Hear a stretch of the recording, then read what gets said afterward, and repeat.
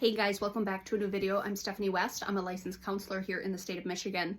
Today I want to come with an analogy that really seems to be landing for some of my clients who have a trauma-affected brain. So meaning a brain that has had to adapt to the world around it because something has happened where they've felt powerless or helpless or under-resourced.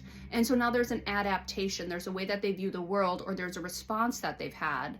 And it's not always going to give accurate information. So a trauma response is going to be the lens that we look through when we try to interpret what's going on around us. And so about 3.5 to 4 weeks ago, I adopted a dog, and I'm very excited. Brutus has, just been a great asset into my life. Yesterday, I had a friend come over and she was doing some harp therapy, meaning the condo was quiet and she was strumming on her harp. I think that's what one would do. Riffing? It's probably strumming. It might be something totally different. Anyway, so she's playing her harp, which means everything else is quiet because we're just kind of there enjoying the music. And Brutus cannot sit still. He is hearing water in the downspout outside of the condo. So he's going over and he's barking at the wall. Or he sees someone walking by, so he goes and he barks at the window. Or he hears someone walking around upstairs, so he barks at the ceiling. And he's just kind of constantly in motion, trying to bark at all of the newest things that he's hearing. Now, what's interesting about Brutus is he came from a pretty high stimulated environment. And so it was a family context where there were people home all of the time. And there was a lot of activity, a lot of younger kids. And it was just like, bells and whistles and sounds all of the time. He hasn't yet adjusted to what does it mean to be in a calmer environment. So any little kind of nuance of noise, any little thing that could be perceived as a threat, he's over responding to it. Now, what's really cool as I work on kind of behavior modification with him is we'll go for a walk and I'll give very specific commands where we'll be walking by someone and I'll say, no bark, no bark, no bark. And I'm teaching him that this isn't the place he needs to respond. Now, if I don't say no bark, he's going to be able to go off because maybe it is a threatening situation. So he has the response at the ready, but I'm training him when to respond, when not to respond. When I'm doing any sort of behavior modification related to, certain commands and stuff, he's having to delineate between the word that I'm choosing, the command that I'm giving, and the response that he's supposed to do. We're doing a lot of behavioral conditioning. It really is that way when we're navigating trauma in the clinical setting, where we're trying to figure out what's friend, what's neutral, what's foe, and then talk to ourselves accordingly.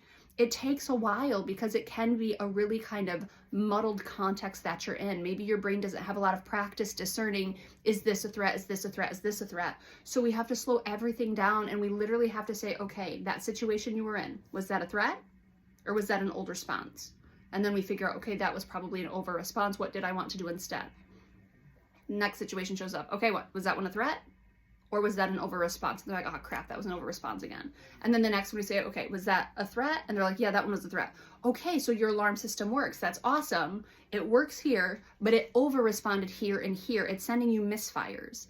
And so behavior modification, as it relates to kind of dismantling trauma, it's literally a matter of going in and talking to yourself differently, talking to yourself accurately, talking to yourself consistently about, is this level of angst that I'm feeling in direct response to the situation I'm in, or is it a residual consequence from something that I've adapted to over time? And so I want to give you kind of just that analogy of the dog barking at all of the things, and in your prefrontal cortex, because we humans have them, like, okay, Brutus, that's not a threat, that's not a threat, that's not a threat, that's not a threat. Okay, that one might be a threat. Maybe we bark at that one. But he doesn't know that. A trauma-affected brain has to learn that.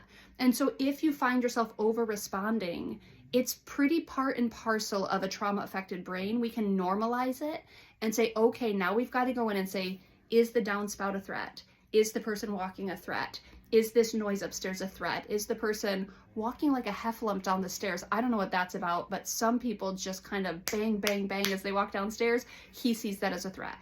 But we go in and I'm teaching him how to calm himself down and say, not a threat, not a threat, not a threat.